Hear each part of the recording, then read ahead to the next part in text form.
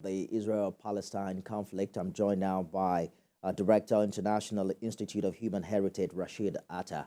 I asked earlier what you make of the magnitude of humanitarian crisis the world is having to deal with the huge numbers of people that have now been displaced along the Gaza Strip. Thank you very much. The issue of the right of the Palestinians and the right being portrayed that Israel should defend itself is something that is being overflown, even if not overblown. The numbers of casualties remain counting till now.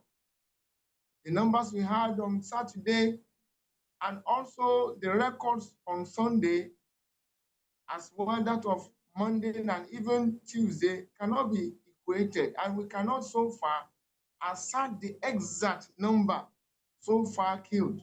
For instance, on Saturday, we have 1,000 that was reportedly killed by Hamas, and also at the 10th time of the day, we have up to 1,258 being killed by the Israeli forces. So till date, we cannot exactly say, based on only the reported cases, but it is still counting till date. I agree with you that the numbers largely depend on which medium you're listening to or that you're watching at the time. But what options are currently available as we speak for Gaza, given the blockade on food, water, fuel, and electricity by Israel?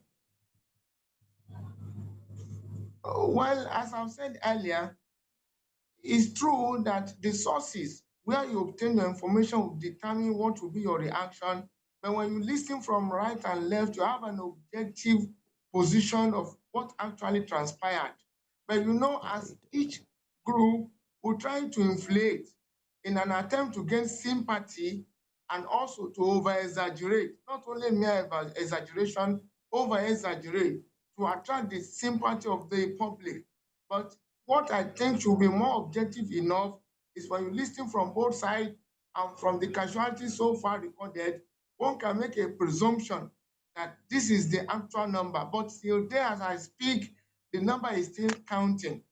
Israel has its number being, to me, over-exaggerated, because I see the area being attacked is not as congested like that of Gaza. Mr. Attah, my question wasn't really about whether the numbers are exaggerated or not. My question really was, what alternatives are there to get humanitarian help to Gaza, given the blockade that is currently on?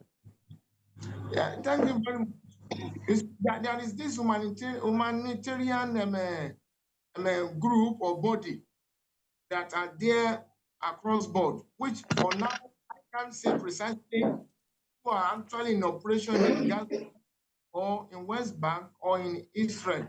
But the fact is that when the war is at the peak, it's very hard to actually identify who is there to give an aid.